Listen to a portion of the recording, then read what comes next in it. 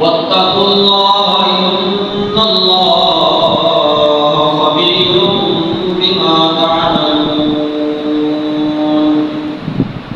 ولا تكونوا كالذين نسوا الله فأنساهم أنفسهم أولئك هم الفاسقون. آمنت بالله صدق الله مولانا العظيم وصدق رسوله النبي الكريم الأمين ونحن على ذلك لمن الشاهدين والشاكرين.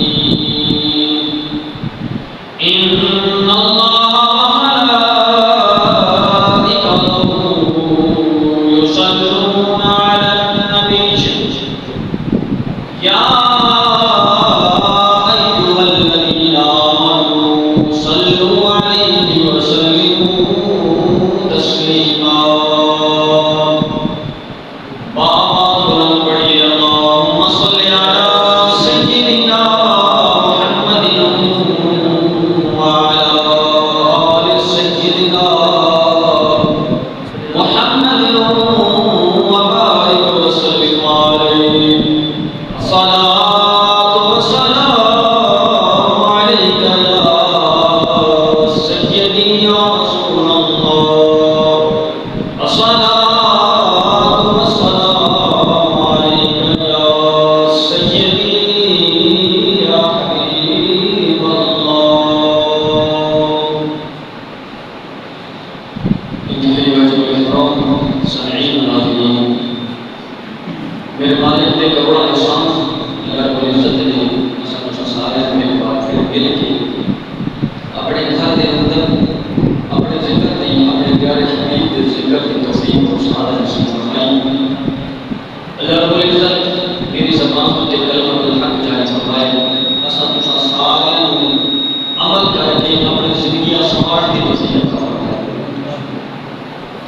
درود و سلام جڑا پڑھا گیا ہے کہ درود و سلام کوئی عام چیز نہیں ہے، بلکہ درود و سلام ایک دعا ہے. اور دعا کے بارے میرے آقا مولانا فرماتے ہیں کہ دعا ایک عبادت ہے. ایک حدیث پاک میں آیا ہے کہ دعا عبادت کا مغز ہے، اور ایک حدیث پاک میں آیا ہے کہ دعا بنفس ہی عبادت ہے. ایک انسان خشوع اور خضوع کے نال اللہ اور اس کے رسول کی رضا دکھاتے اللہ کی بارگاہ میں یہ عرض کیا کرتا ہے کہ میرے مالک تو اپنے حبیب کی ذات پہ درود بھی نازل فرما کے سلام بھی نازل فرما. تو تیرا تے میرا ایمان یہ گل آتا ہے کہ جس ٹائم ایک بندہ اللہ کی بارگاہ سے دعا کر رہا ہے کہ یا اللہ پاک تو اپنے حبیب کے درود بھیج تے اپنے ہی حبیب کے سلام بھیج. تو تیرا تے میرا ایمان اگر کامل ہے تو یقیناً اللہ کی بارگاہ جس ٹائم اس کی دعا کریں گے تو یقیناً وہ مالک اپنے حبیب کی ذات کے درود ہی بھیجیں گے تے رحمت کے سلام بھیجیں گے. اسی تو درود بھیج کے اللہ کی بارگاہ سے دعا کر رہے ہیں اور دعا ہی اسی دے حبیب کے درود و سلام بھی کر رہے ہیں کہ یا اللہ پاک تو اپنے ہی حبیب کے درود و سلام بھیج. ایک گل تو یقینی ہے کہ اللہ کی ذات اپنے حبیب سے جتنے آرام کا بھیجتا ہے ساڑھے درود پڑھن نال اس گل کا سب کوئی تعین نہیں، ایک معیار مقرر کوئی نہیں کہ اللہ تعالیٰ کی ذات ساڑھے درود پڑھن نال ساڑھی دعا کرن نال اپنے حبیب سے کتنے آرام کا بھیجتا ہے اس کا کوئی قانون نہیں. ایک بھیجن والے کو پتہ ہے کہ جہی ذات نے درود و سلام بھیجا ہوا نبی علیہ السلام کا بھیجا ہوئی پئی اس ذات کو پتہ ہے. لیکن جڑا خوش نصیب پڑھتا ہے اس کے بارے میرے آقا مولا نے فرمایا کہ جس ٹائم میری ذات کے درود و سلام پڑھتا ہے اللہ تعالیٰ فوراً ہی اس کے 10 سلام کا درود و سلام. سبحان اللہ. بھیجن والے کو ایسا ہو گیا کہ 10 سلام کا بھی دیتا ہے اللہ تعالیٰ اور اس کے 10 گناہ معاف فرما دیتا ہے اور اس کے 10 درجات بلند کرتا ہے. حضرت ابو ہریرہ رضی اللہ تعالیٰ عنہ فرماتے ہیں کہ میرے آقا مولا نے فرمایا کہ جڑا شخص یہ چاہتا ہے کہ روز قیامت میرے قریب ہوئے، میری قربت اختیار کرے، میری ہمسائیگی اور میرا پڑوس ملے، فرمایا وہ میری ذات تے کثرت نال درود و سلام پڑھے اپنے پڑوس قیامت کی ہمسائیگی نصیب. منافق کافر اور مومن کے درمیان فرق بھی درود و سلام ہے۔ فرمایا مومن کی علامت ہے کہ میرے آقا کی ذات تے جس نے درود و سلام پڑھا جاتا ہے اس نال ہی رسول اللہ کی ذات تے درود و سلام پڑھنا شروع ہو جائے۔ منافق کی علامت ہے کہ رسول اللہ کی ذات تے درود و سلام پڑھا جاتا ہے اسی کو تے چہرے تے وٹ آوے۔ یہ ابتدائی علامت ہے۔ درود و سلام کوئی عام عبادت نہیں ہے، یہ بڑی خاص عبادت ہے کہ جس ذات کے واسطے پڑھا جاتا ہے۔ میرے آقا مولا نے یہ بھی فرمایا ہے، میرے آقا مولا نے فرمایا کہ جس نے میرا کوئی امتی خلوص نال اللہ کی رضا کے نال میری ذات پہ درود و سلام پڑھتا ہے، اللہ تعالیٰ کی ذات میرا روح میری جسم میں لگا دے گی۔ یہ ایک حدیث بات ہے۔ فرمایا میرا روح میری جسم میں لگا دیتا رہتا ہے اور میں اپنے اس امتی کے درود و سلام کا جواب ہی دینا ہاں اور پہچان بھی کرنا ہاں کہ کیڑا امتی اور کیڑی ذات میری ذات پہ درود و سلام بھیجے۔ تسی یہ دسو کیڑا وقت ایسا ہے کہ میرے آقا مولا دے عاشق میرے آقا مولا کی ذات نال محبت کرنے والے کوئی ایسا لمحہ نہیں ہے کہ میرے آقا مولا کی ذات پہ درود و سلام نہ بھیجا جاتا ہوئے، بلکہ ہر لمحہ ہر وقت میرے آقا مولا کی ذات پہ درود و سلام بھیجا جاتا ہے اور آپ کی روح آپ کے جسم میں لگایا جاتا ہے۔ اگر علماء فرماتے ہیں کہ آج کل کیونکہ خوراکاں کمزور ہیں تو کہیں کہ جسم میں کہیں کہ طبیعت اندر تلخی ہوئے نا، فرمایا کہیں کہ مزاج سخت ہوئے نا، وہ اپنی اولاد کو اپنے قریبی رشتہ داراں کو نبی پاک علیہ السلام کی ذات تے درود و سلام پڑھن دی تلقین کرے درے۔ فرمایا ان دے مزاج دے اندر نرمی اللہ تعالیٰ کا مزاج کی سختی کو نرم کرنے کا ذریعہ درود و سلام۔ پھر فرمایا کہ جڑے دے محسوس ہوتا ہوئے اس کو کہ میرا رزق تیار زیادہ ہے کہ اس کے اندر برکت کوئی ہو۔ ایک تو یہ بس ماننے پیسے تو دوئی طرف لگے میں نے فرمایا میرے آقا مولا کی ذات نے کہ وہ میری ذات کے درود و سلام پڑھے، اللہ تعالیٰ کی ذات اس کے رزق کے اندر غیبانہ طور پہ برکت عطا فرمائے۔ یہ درود و سلام جڑا ہر جمعے تقریباً خطبے تو بعد سے پڑھنے آتا ہے کہ زبان میں کوشش کی کہ سارے باہات بلند میرے آقا مولا کی ذات کے درود و سلام پڑھے کرو، کیونکہ جماعت اہل سنت کی علامت بھی ہے۔ امام زین العابدین کو رکے سے کچھ آپ نے فرمایا کہ جماعت اہل سنت والجماعت کی علامت ہے کہ میرے آقا مولا کی ذات کے درود و سلام کا کرتا ہے۔ تھوڑی دلیل کچھ نصیبی ہے کہ رسول اللہ کی ذات کے درود و سلام پڑھنے والے نوجوان بیٹھے ہو میرے آقا کی ذات کے درود و سلام پڑھے اور مزاج کے اندر نرمی پیدا ہو سکے، والدین کا ادب و احترام اللہ تعالیٰ نے جو دل پیدا ہو سکے انشاءاللہ۔ پچھلے جمعے کے اندر دو گلاں جنیاں کہ اللہ تعالیٰ کی ذات نے انسان کے اندر فطری طور پہ دو گلاں رکھی ہیں کہ اگر کسی دن پہ کوئی مصیبت پریشانی آ گئی وہ مصیبت کو پریشانی کو اللہ تعالیٰ کی ذات کی طرف لے کے بنیے اور وہ اللہ تک رجوع کرے کہ یا اللہ یہ مصیبت یہ پریشانی میرے تو دور فرماؤ، وہ اللہ تعالیٰ دور کر دے کہ وہ وقت بھی اللہ تعالیٰ کی ذات کے نام کو بندہ منسلک رہے تو فرمایا کہ ایک کامل ایمان دیا۔ دو یہ فرمایا کہ جب مصیبت آ بنی ہے تو وہ مصیبت کو اللہ تعالیٰ کو دور لے کے بنیے، بلکہ نام تو یہ آتے کہ اللہ تعالیٰ کی ذات نے میرے نال یہ کیا ہے لہٰذا میں نے عبادت کی ضرورت ہی کوئی نہیں، تو اے ایمان کمزور ایمان دیا ہے۔ یہ پچھلے جو میں دو ذکر کیتے ہیں، اس میں پھر دو گلاں ہیں کہ رسول اللہ کی ذات نے فرمایا کہ دو گلاں جڑے بندے دے اندر پائیاں ہوندے وہ ایک وہ دے جو کامل ایمان آ رہا ہے ایک کمزور ایمان آ رہا ہے۔ فرمایا انسان کو فطری طور پہ ابتداء دو چیزیں زندگی گزارنے واسطے ضرورت ہے، ایک ہوتی ہے ضروریات اور ایک ہے خواہشات۔ فرمایا جڑا انسان اپنی ضروریات کو پورا کرتا ہے، صرف ضروریات کو مد نظر رکھتا ہے اور ضروریات کے پیچھے چلتا ہے، صرف ضروریات کو پورا کر کے اللہ کا شکر ادا کرتا ہے، فرمایا وہ ایمان دے کامل درجے کے فائز ہے، اس کا ایمان اعلیٰ درجہ ہے۔ کہ فرمایا تو وہ شخص کہ جڑا خواہشات کے پیچھے لگ رہتا ہے ضروریات کو چھوڑ کے، یقیناً پڑھے لکھے بندے بیٹھے ہو ضروریات تے خواہشات کے درمیان ایک فرق کو سمجھ سکتے ہو۔ ضرورت وہ چیز ہے کہ جڑا میرا زندگی گزارن واسطے میں اہمیت رکھتی ہیں، جڑیاں میں زندگی گزارن واسطے ضرورت ہے، ہر لمحہ میں چیزیں ضرورت ہیں وہ ضروریات ہیں، تے جنہاں تو بغیر زندگی بھی گزر سکتی ہے، رہن سہن بھی صحیح چل سکتا ہے، اضافی چیزیں اپنے لے کے آ پائیں یہ خواہشات ہیں۔ میں اگر وقت اپنی ضروریات کو دیکھا وہ تھوڑی ہونے نال میں اگر کوشش کرا کہ میں ضروریات کتنے حد تک پوریاں کر رہی ہوں اور اپنے آپ کو خواہشات کو کتنا ہیوی کر دیتا ہے تو تقریباً 50% ضروریات ہو سکتے 50% لال خواہشات پوریاں ہو سکتے.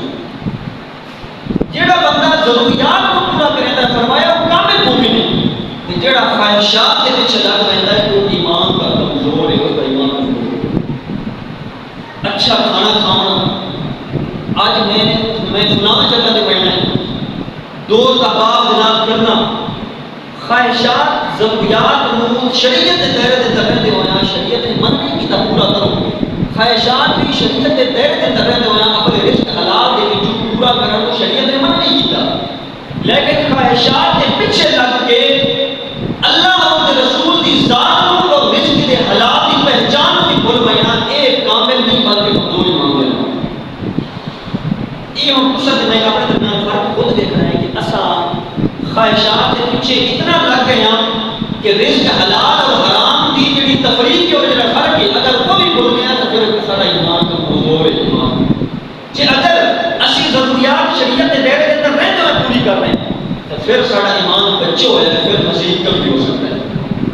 میرے آقا مولا کی ذات کا فرمان عالی شان ہے. میرے آقا مولا نے فرمایا کہ ترائے چیزیں ایسی ہیں کہ انسان کو ہلاکت کے چھڑ چڑی ہیں جڑی انسان کو ہلاک کر دیتی ہیں.